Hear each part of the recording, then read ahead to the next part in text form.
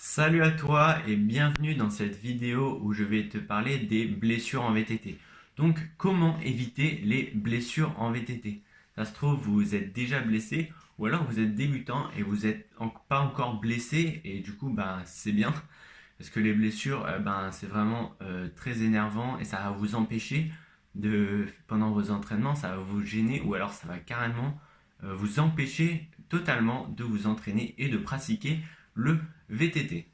Donc, dans cette vidéo, je vais vous dire les 3 erreurs que font les VTTistes et qui causent des blessures. La première erreur, c'est de ne pas s'échauffer. Alors, si vous vous échauffez pas, ce qui va se passer, c'est que vos articulations, vos muscles, vos tendons, ils vont pas être chauds et du coup, ils vont pas être préparés à subir l'effort que vous allez faire, soit pendant votre entraînement ou pendant votre course de VTT. Et du coup, si vous partez directement, vu qu'ils vont pas être chauds, ils vont pas supporter l'effort et le muscle va se blesser, le tendon ou les articulations vont s'abîmer. Et du coup, ce qui va se passer, c'est que si le muscle se blesse ou le tendon se blesse, ça va vous gêner après pendant vos futurs entraînements où vous allez même pas pouvoir en faire. Par exemple, si vous avez une déchirure musculaire, ça va vous stopper, vous allez devoir stopper vos entraînements et stopper votre pratique du VTT.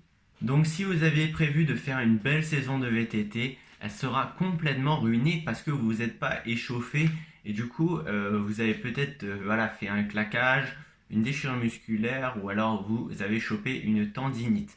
Et pendant la saison, ça va vous gêner durant toute la saison. Et là, vous ne pourrez pas faire de bonne place si vous êtes blessé en début de saison et vous vous êtes pas correctement rétabli. La deuxième erreur que font des VTTistes, et du coup après ça leur cause une blessure, c'est de surestimer son niveau. Par exemple, si ça fait un moment que vous avez fait une pause pendant un moment de VTT et vous reprenez par exemple, vous allez avoir tendance à vous surestimer. Et des fois, même les gens se surestiment tout court. Par exemple, dans le VTT, ils se disent je suis capable de faire ci, je suis capable de faire ça. Mais des fois, ils se trompent. Par exemple, je prends l'exemple du Roc d'Azur, qui est une course assez difficile. Il y a des personnes qui sont débutantes et qui se surestiment, qui veulent faire le Roc d'Azur alors qu'ils n'ont pas les capacités de le faire. Ils se disent je vais le faire, machin. Ils arrivent le jour de la course, ils le font. Mais le problème, c'est que c'est beaucoup trop dur pour eux. Ils n'ont pas les capacités physiques, ils n'ont pas les capacités techniques pour subir une course comme ça, qui est quand même très difficile parce que bon, le Roc d'Azur, il y a des descentes difficiles, les montées sont très très raides, et du coup c'est une course assez intense avec des participants qui sont chauds. Voilà. Donc par exemple, en fait, c'est pas grave. Si vous sentez que vous n'êtes pas capable de faire par exemple le Roc d'Azur, ne le faites pas cette année, mais entraînez-vous et vous le ferez l'année prochaine et vous aurez les capacités physiques et vous ne blesserez pas.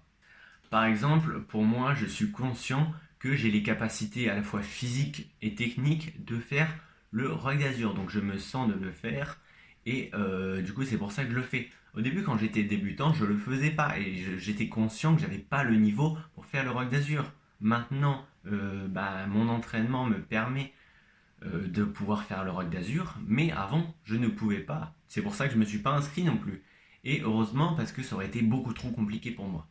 Donc, faut apprendre quand même à être lucide, à vous dire je ne suis pas capable de le faire. Et vous verrez que c'est le bon choix de ne pas faire le Roc d'Azur si vous n'êtes pas capable de le faire. Parce que vous allez vous mettre dans un pétrin pas possible si vous n'avez pas le niveau et que vous faites quand même la course. Vous allez pousser le vélo dans les montées, vous allez descendre du vélo dans les descentes parce que vous n'êtes pas capable de franchir quelques passages. Donc je vous conseille d'être lucide et d'être réaliste à propos de votre niveau. Surtout que si vous faites des courses trop compliquées, par exemple ce qui va se passer c'est que dans les descentes, elles vont être beaucoup trop techniques pour vous. Et ça se trouve, vous êtes dans la course, vous vous dites je vais les passer, je vais réussir, alors que vous n'en avez pas le niveau.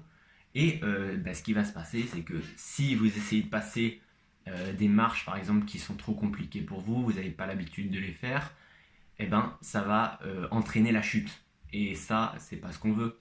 Parce que du coup, une chute, ça peut finir en poignet cassé, en épaule cassée, en clavicule cassée.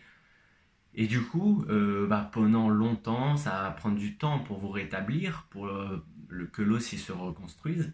Et du coup, vous allez suspendre votre pratique du VTT et votre niveau va se réduire. C'est pour ça que se surestimer est une grosse erreur dans le VTT. La troisième erreur que font les VTTistes, c'est de ne pas boire, ou alors de boire très peu pendant les sorties VTT. Du coup, c'est très important de boire pendant vos sorties VTT parce que ça va hydrater votre corps, rafraîchir votre corps et vos muscles du coup vont pouvoir mieux fonctionner.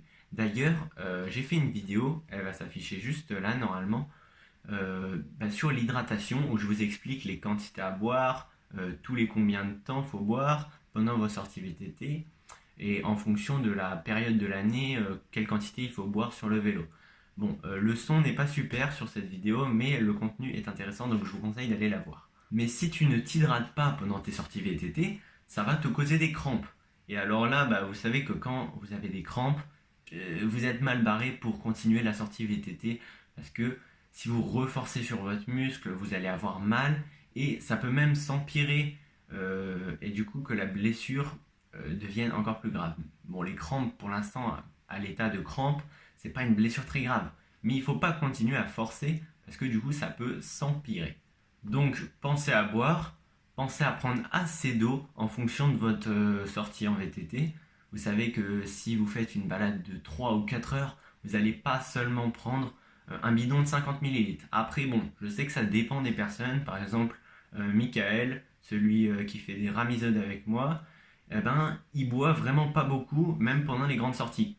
Après voilà, faut se connaître, faut connaître son corps, comment on réagit avec l'eau. Moi je sais qu'il me faut quand même beaucoup d'eau, j'ai souvent soif et du coup si je n'ai pas assez d'eau, je suis sujet aux crampes et j'ai direct du mal à pédaler efficacement et mes muscles, la capacité physique de mes muscles à donner de la puissance dans les pédales se réduit considérablement. Donc c'est déjà la fin de la vidéo, j'espère qu'elle t'a plu.